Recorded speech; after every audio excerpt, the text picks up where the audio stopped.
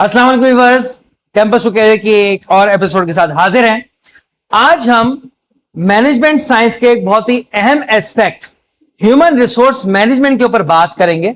और human resource management को मैं ये समझता हूं कि किसी भी मैनेजमेंट डोमेन का, लाइक मैनेजमेंट में मार्केटिंग भी आती है, सप्लाई चेन भी आता है, ह्यूमन रिसोर्सेज भी है, फाइनेंस भी है, आजकल डिजिटलाइजेशन का दौर है तो एमआईएस भी है।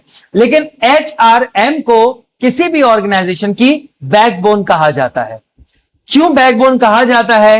ये एचआर है क्या, और एचआर में एकेडमिया क्या पढ़ा रही है, एचआर की इंडस्ट्री की डिमांड क्या है।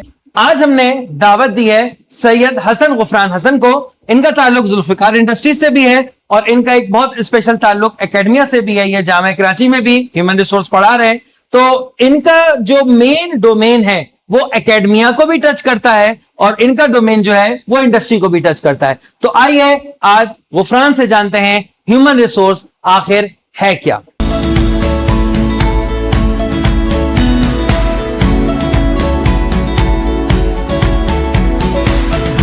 कैरियर में आपको खुशामदीद कहते हैं। और आज बेसिकली हमने आपको मदऊ किया है अपने उन ऑडियंस को बुनियादी अल्फाज में समझाने के लिए कि ह्यूमन रिसोर्स होता क्या है। क्योंकि हम ये देखते हैं कि किसी भी इदारे में ह्यूमन रिसोर्स बहुत अहम एक रोल प्ले करता है।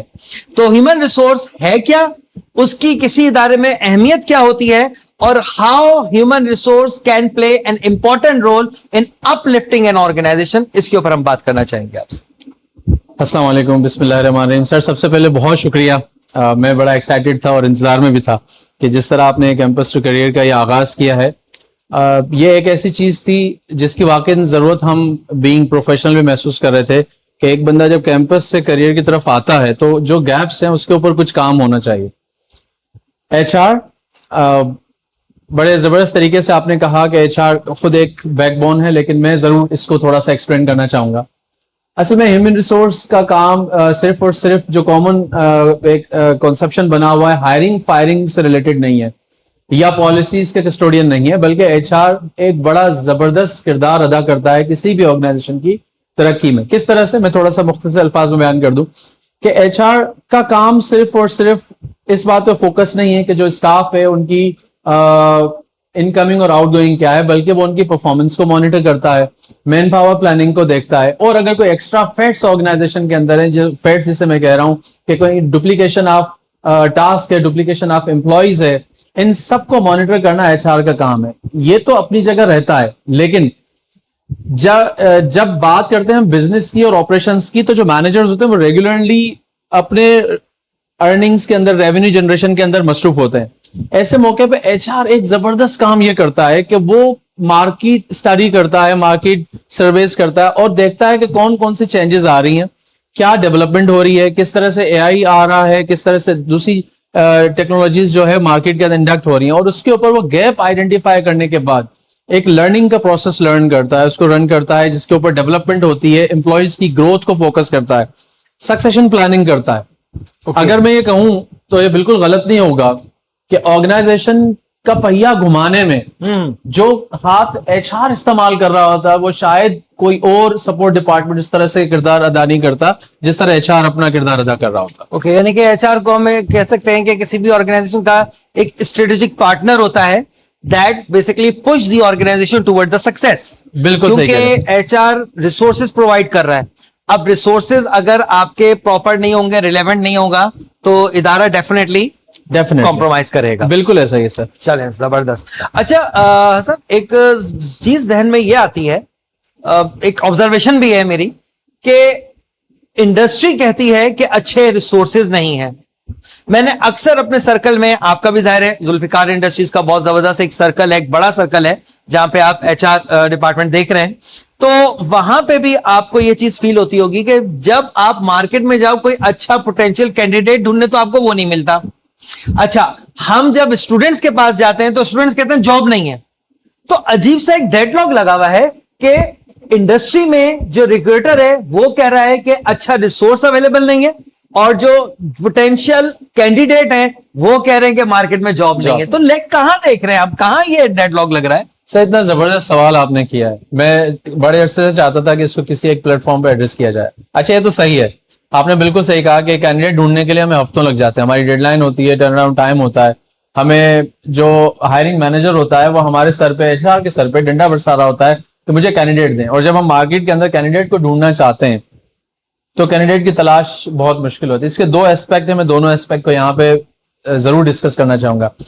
एक तो नजरिया यह है कि जो कैंडिडेट एकेडमिया से रेडी होके इंडस्ट्री की तरफ आ रहा है उसका अपना academic background towards the HR, अगर मैं सिर्फ एचआर की फील्ड की बात करूं तो वो एचआर में कैसा तैयार होकर आ रहा है, ये एचआर में कैसा तैयार होकर आ रहा है, ये मैं रेफर कर रहा हूं जो उसने एचआर के बेसिक कॉन्सेप्ट पढ़े, उसने एचआर को स्टडी किया, उसने रिक्रूटमेंट को देखा, उसने परफॉर्मेंस मैनेजमेंट को पढ़ा, कॉम्प एंड बेन पढ़ के आ रहा है, ये सब कुछ जो वो थ्योरेटिकल स्टडीज लेकर आ रहा है। एक ये है। दूसरा, कैंडिडेट जब एकेडमिया से मार्केट में आ रहा है तो उसकी अपनी पर्सनालिटी क्या है, वो कैसा कम्युनिकेशन को कैरी कर रहा है, वो किस तरह से अपनी वर्थ शो करता है कि मैं सिर्फ और सिर्फ स्टडीज और थ्योरेटिकल बैकग्राउंड से नहीं हूं बल्कि मेरे पास कुछ और स्किल्स भी हैं जो इंटरपर्सनल स्किल्स हैं, लाइफ स्किल्स हैं, प्रोफेशनल स्किल्स हैं, मैंने उसके ऊपर भी काम किया। ये दो डिफरेंट चीजें हैं। अमूमी तौर पे ये समझा जाता है कि यूनिवर्सिटी या एकेडमिया का काम यह है कि थ्योरेटिकल नॉलेज पहुंचा दे, डिग्री प्रोवाइड कर दे और उसके बाद बच्चा अपनी डिग्री लेके मार्केट में चला जाए। मैं समझता हूं इस कॉन्सेप्ट को थोड़ा सा चेंज होने की जरूरत है, हो भी रहा है और बहुत सारे लोग इस पे काम कर भी रहे हैं। डिग्री देने के लिए स्कूल्स और कॉलेजेस काफी है मेरा ख्याल है। जब बच्चा यूनिवर्सिटी में आए तो उसकी दो तरह से तैयारी होनी चाहिए। एक, जैसे मैंने पहले कहा, हम आज तक जो एकेडमिक में पढ़ा रहे हैं ये बहुत मैं इसको ओल्ड नहीं कहूंगा, पुराना नहीं कहूंगा, ये कहूंगा कि अब इसकी रेलेवेंसी लोअर साइड पे होती जा रही है। क्यों? क्योंकि हम पाकिस्तान के अपने जो हमारी करंट मार्केट है इसके केस स्टडीज को लाने में अभी तक उस तरह से कामयाब नहीं हुए जो कि होना चाहिए। बिल्कुल हम जब भी केस स्टडीज पढ़ते हैं वो उन कंट्रीज के हैं जो कि यूरोपियन कंट्रीज हैं, वहां से हम रेलेवेंस बनाते हैं, वहीं से रेफरेंस ले रहे होते हैं। बिल्कुल, इट्स ट्रू। ये बड़ा चैलेंज है, कल्चर से भी एग्जैक्टली मैच नहीं कर रहे होते। बिल्कुल। अब एक केस ऑर्गेनाइजेशन बिहेवियर मैंने एक दफा पढ़ा, it's okay to be baby sitter.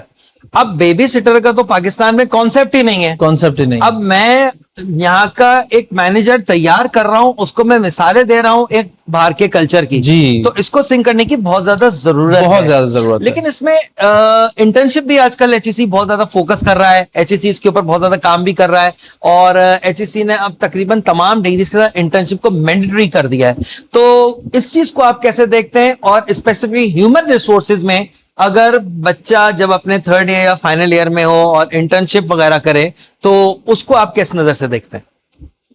Sir, मैंने पिछले दिनों एक पोस्ट की थी इंटर्नशिप के हवाले से और मैंने एक एमटी और इंटर्नशिप को कंपेयर किया था, तो उसमें बड़ा पॉजिटिव मुझे रिमार्क्स भी मिले, लेकिन कुछ लोगों ने इसको बड़ा पर्सनल भी लिया। खैर, मैं यहाँ पे बताना चाहूंगा इंटर्नशिप बड़ा की प्लेयर है किसी भी एक स्टूडेंट की करियर से एंट्री लेने के लिए। अगर वो एकेडमिया से निकलता है और करियर में जाता है, इंडस्ट्री में एन होना चाहता है, तो उसकी इंटर्नशिप उसके लिए बड़ी इंपॉर्टेंट है। लेकिन यहाँ पे मैं इस चीज को जरूर टैग करूंगा कि इंटर्नशिप उसने कहाँ की, सही, क्या वो इंटर्नशिप सिर्फ पेड इंटर्नशिप के चक्कर में रहा या लर्निंग के एस्पेक्ट से गया? क्योंकि यूजुअली जब हम स्टूडेंट्स को कहते हैं इंटर्नशिप है तो वो सबसे पहले पूछते हैं स्टाइपेंड कितना होना चाहिए। मैं इसके अगेंस्ट नहीं हूं कि स्टूडेंट को स्टाइपेंड नहीं मिलना चाहिए कि वो अपना फ्यूल और ट्रांसपोर्टेशन का खर्चा निकाले, लेकिन मैं जिस एरा से हम गुजरे हैं तब इंटर्नशिप के पैसे तो हम सोच भी नहीं सकते थे और बड़ा सख्त किस्म का काम, जिसे मैं अगर सादा लफ्जों में समझाऊं ऑडियंस के लिए, तो जैसे किसी होटल पे एक छोटा काम करता है तो इंटर्नशिप की मिसाल एक छोटे के जैसी होती थी। सही है। उसने सब काम करना होता था और वो किसी को मना नहीं कर सकता।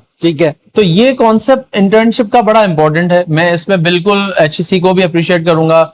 जो यूनिवर्सिटीज, चाहे वो गवर्नमेंट यूनिवर्सिटीज हैं या निजी यूनिवर्सिटीज हैं, अगर वो इंटर्नशिप की तरफ फोकस्ड हैं तो मैं डेफिनेटली उनको भी अप्रिशिएट करूंगा। ये होना चाहिए। इसका एक सबसे बड़ा फायदा जिसको मैं रैपअप करूंगा कि जब एक बच्चा अपने एकेडमिक के आखिरी ईयर में, फाइनल ईयर में जब इंडस्ट्री के अंदर काम करता है तो उसके अंदर कहीं ना कहीं ये सलाहियत आ जाती है कि वो खुद भी गैप्स को आइडेंटिफाई कर लेता है। ठीक है। और खुद मुआवजना करने लग जाता है कि मैंने पढ़ तो लिया है लेकिन इसकी प्रैक्टिकल अप्रोच क्या है और क्या ऐसी चीजें हैं जो मुझे आगे बढ़ने में हेल्प आउट करेंगी, क्योंकि वो सीनियर प्रोफेशनल्स के अंदर उनके साथ काम कर रहा होता है, उनकी मेंटोरिंग में होता है और उनकी सुपरविजन में जब काम करता है तो बहुत सारी चीजें जो वो एकेडमिया के अंदर यकीनी तौर पे सीखेगा। एकेडमिया अपना रोल प्ले करता है, लेकिन मैं ये कह सकता हूं कि अगर एकेडमिया में उसको सीखने में 6 महीने लगेंगे तो 2 महीने इंटर्नशिप के उसको वो 6 महीने के बराबर लर्निंग फास्ट ट्रैक पे दे देंगे। तो internship is important. It make sense भाई, एमबीबीएस में भी तो 2 साल की आप जो है ट्रेनिंग प्रोग्राम करते हैं, रेजिडेंसी लगती है, बिल्कुल। व्हाई नॉट इन एमबीए और एनी मैनेजमेंट, उसमें भी यकीनन होना चाहिए। I do agree with it. अच्छा, इसमें ये बताइए कि what are the basic skill set an student should have, कि उसको ये समझ आ जाए कि यार मुझे अपना कैरियर एचआर में ही रखना है। बेसिक स्किल सेट क्या होने चाहिए टू एम हिम और herself to be an HR professional?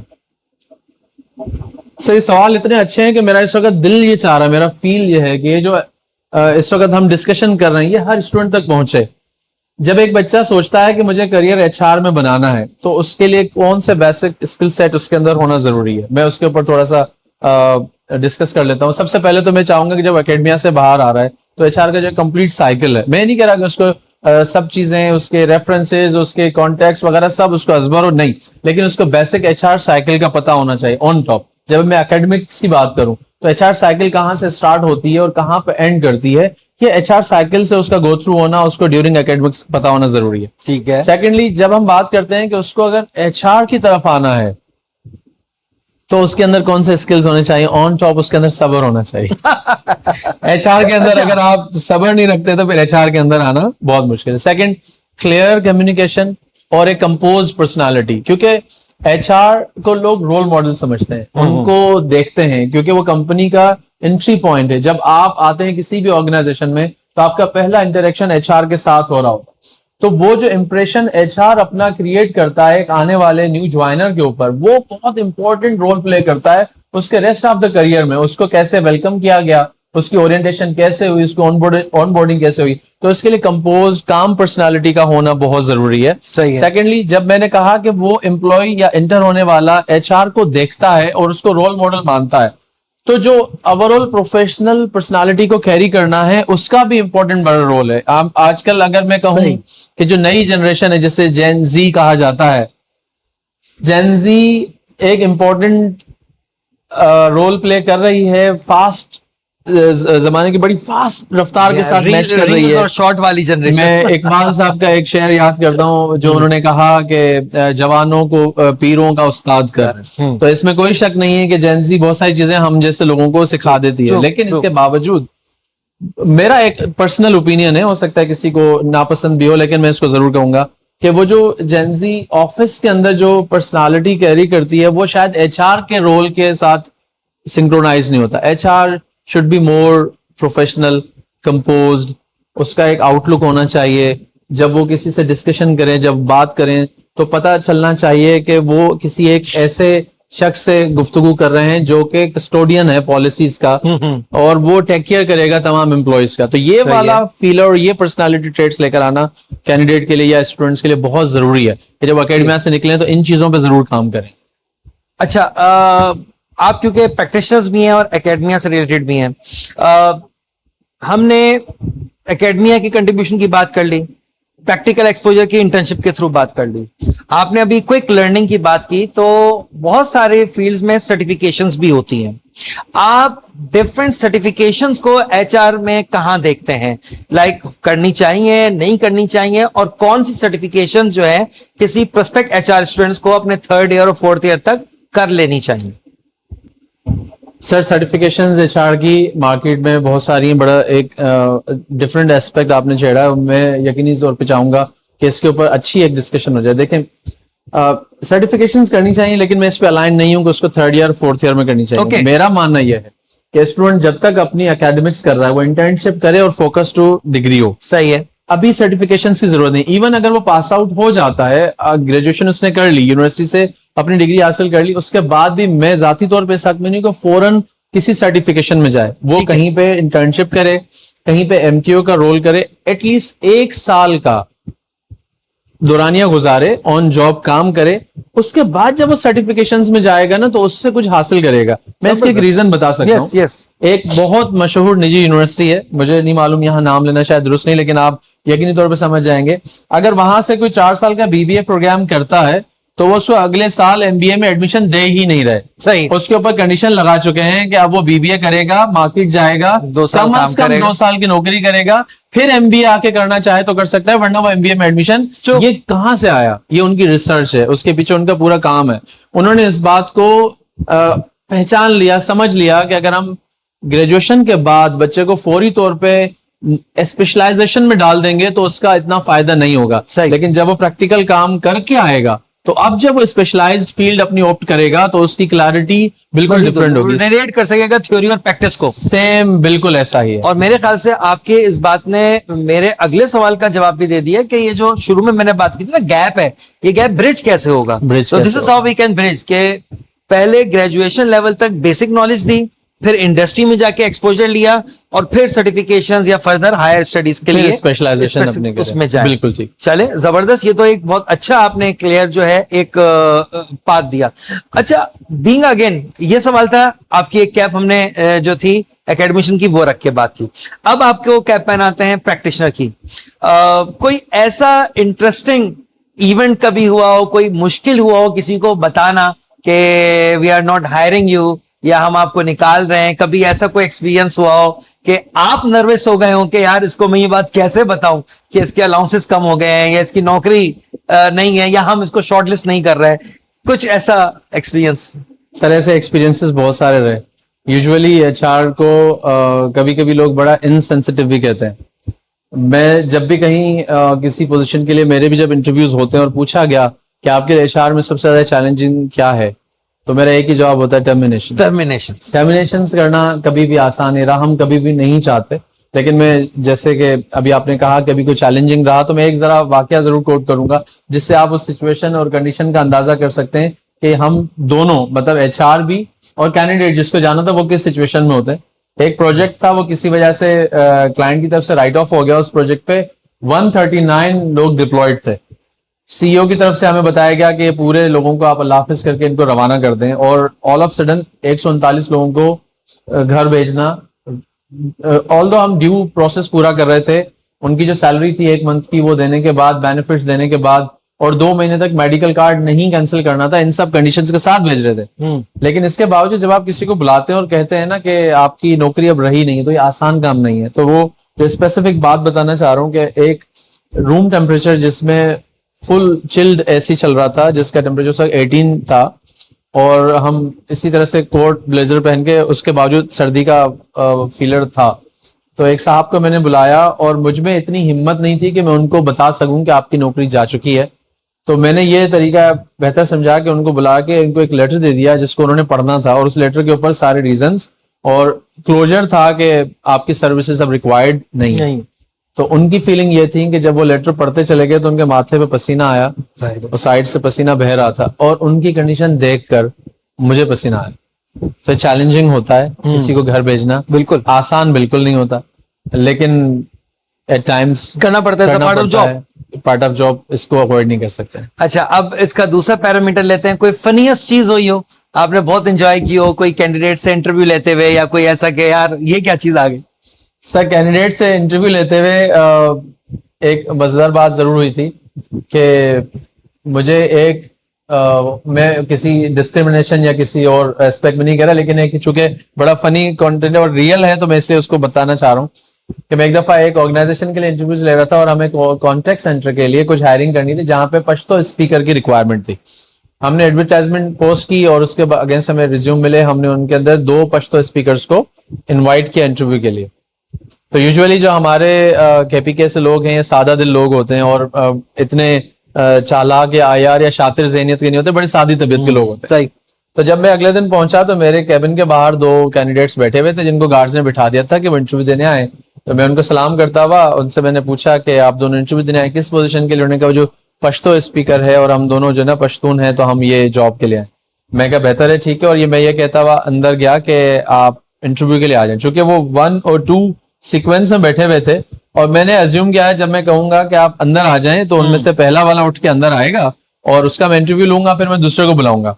मैं ये कहते हुए घूमता हुआ जब अपनी टेबल से घूम के बैठने लगा तो मैं हैरत ज़दा रह गया कि वो दोनों इकट्ठे अंदर आ गए और दोनों कुर्सियों में बैठ गए थे। तो मैं उनको देख के मुस्कुराता रहा। मैंने कहा देखे, मुझे ये तो यकीन हो गया कि आप दोनों पश्तून है, लेकिन दोनों का इंटरव्यू इकट्ठे नहीं हो सकता, अलग को बाहर जाना पड़ेगा। तो एक घबरा के बाहर चला गया, लेकिन ये इस तरह के बहुत सारे वाकयात हम अमूमन तो जॉब मिली उनको, नहीं मिली? हाँ जी बिल्कुल जॉब मिली, और इत्तेफाक ये था कि उनकी आप देखें कि हमें पोजीशन एक थी, लेकिन ड्यूरिंग इंटरव्यू हमें ईमेल रिसीव हुई कि वो पोजीशंस एक्सपेंड हो गई और हमें 2 लोग हायर करने। ओके, सही और है। बाद में वो 15 की हायरिंग चली गई, लेकिन इनिशियली हमें 2 लोगों से स्टार्ट लेना था, और अल्हम्दुलिल्लाह वो दोनों हायर हुए और दोनों परफॉर्मर थे और उन्होंने बड़ा अच्छा परफॉर्म किया। माशाल्लाह। और जो कम्युनिकेशन वो कैरी करते थे ऑन कॉल, मैं ऑन कॉल लोगों को डील करना निस्बतन मुश्किल समझता हूँ। सही। आप सामने होते हैं, एक्सप्रेशंस होते हैं, लेकिन ऑन कॉल किसी से बात करना, उसको सेटिस्फाई करना मच डिफिकल्ट, लेकिन उन दोनों ने बड़ा अच्छा इस तरीके को निभाया और बड़ी अच्छी अपनी जॉब परफॉर्म की। गुड।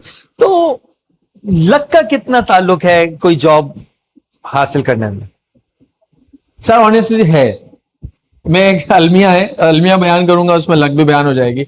अलमिया यह है कि हम जब भी जॉब पोस्ट लगाते हैं तो उसके अंदर लिखा होता है डिस्क्रिप्शंस, डिग्री रिक्वायर्ड, सब कुछ लिखा होता है, लेकिन पता नहीं क्यों हमारे अमूमी पाकिस्तान के कैंडिडेट्स में, मतलब किसी नेगेटिव पैराए में नहीं कह रहा हूं, लेकिन ये नामुनासिब सा है कि वो कोई भी जॉब आती है वो उस ईमेल एड्रेस को पिक करते हैं और उस जॉब पोस्ट जो हमने की हुई होती है उसी पे अपना सीवी भेज देते हैं। अब मजेदार बात यह थी कि मैंने एक डॉक्टर के लिए जॉब पोस्ट किया था कि हमें एक डॉक्टर हायर करना था, इसमें क्लियरली मेंशन था कि हमें एमबीबीएस डिग्री होल्डर हायर करना है, और जब मैं सीवीज को उस पोस्ट के अगेंस्ट स्क्रीन कर रहा था तो उसमें मुझे एक बीबीए के लड़के की सीवी आई हुई थी। ओके।